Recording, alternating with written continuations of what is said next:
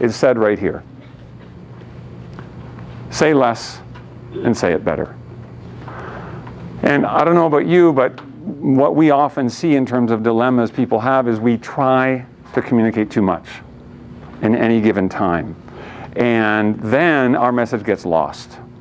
And I'm reminded, this simple phrase here reminds me of a quote that I think is attributed to Mark Twain, where he said famously, "I would have written you a shorter letter, but I didn't have time."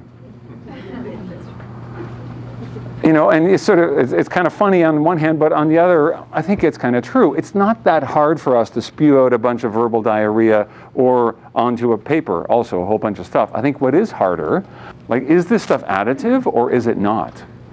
And how do I boil this down without losing the essence of what I'm trying to bring across?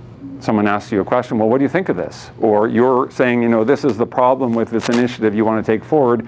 Here's why it's going to cause us problems, why I think you can't do it. They say, well, what do you mean? And now you have to respond to that.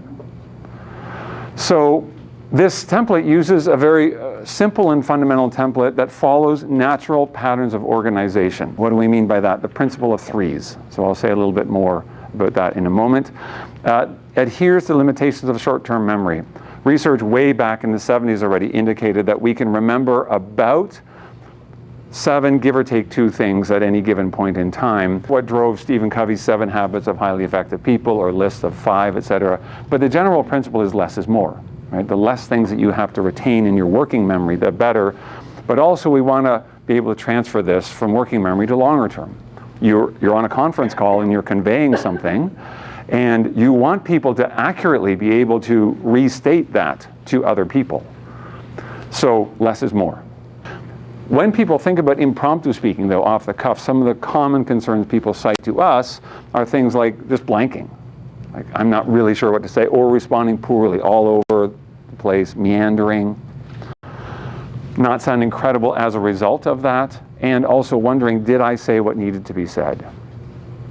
Have I left something out? You know how you get that perfect idea after the meeting? Oh, I should have said that. Yeah. Let's reconvene the meeting so I can say that to you.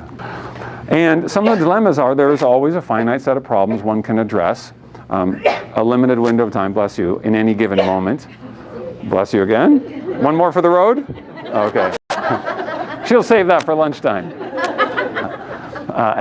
And then again, translating from working to longer term. Here's what I'd like to do. I propose that you grab a partner, get up, spread yourself around the room in pairs, take turns delivering the talk. And what I recommend is that each person get a chance to deliver it twice. So you deliver yours, hang on just a sec, you deliver yours, and get some feedback. And by the way, you might be tempted to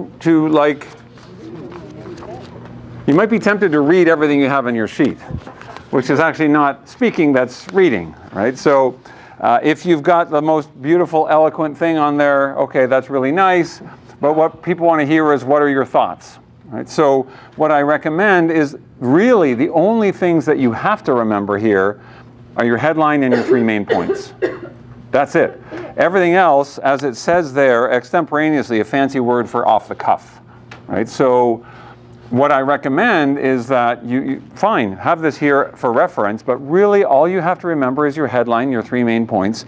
And if you want to refer to what you have below that, that's fine, but just sort of maybe a quick glance, mostly speak to your counterpart, make eye contact with him or her, and share your thoughts. Pause, get feedback. Then you can do it again, then switch. Okay? Yeah, come on over. Come on. And then after lunch, what we're going to dive into is some of this other stuff, some of that was raised in your comments and that we talked about in advance. What about when it's tough? When people are disagreeing, you're interrupted, you're not understanding each other, maybe even emotions are high, and a specific piece around delivering bad news, because I know you never have to do that. Yeah, so where can it be used? Lots of different settings, potentially. I like this one, social functions. Are you having a good time? I'm having a great time. For 3 reasons. Yeah, that's right. And I'm like, what is wrong with you? You know? You've been to some kind of cheesy workshop with a too tall facilitator? As a matter of fact, I have, and it was excellent for 3 reasons. Oh, there's no escape. I guess the point is it could be used in lots of potential contexts, but please don't use it as a straitjacket, right? Use it if it helps you. And for me, the general principle, let me be more succinct. I guess one other thought occurs to me, and that is if someone asks you, well, what's your take on this? It doesn't, again, necessarily have to be, well, a headline in 3 reasons. But what I would encourage you guys to do is just give yourself a minute to think. Like even just to say to them, let me think about that for a sec. And while you say, let me think about that for a sec, you have some time to think. And then you could literally just pause and let them watch you think. Which feels weird, right? And most of us are uncomfortable with silence in the West in particular, right? So in Western business culture, if you will, So, but that's an important question, or that's a good question, tough question, whatever. Let me think about that for a sec, and then you stop. And literally, you might give yourself 1, 2, 3 seconds. So here's what comes to mind right now.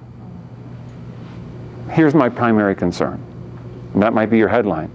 All right, and you might actually only have one other point to say, and it's a concern for this reason. And then turn it back to them. What do you think of that?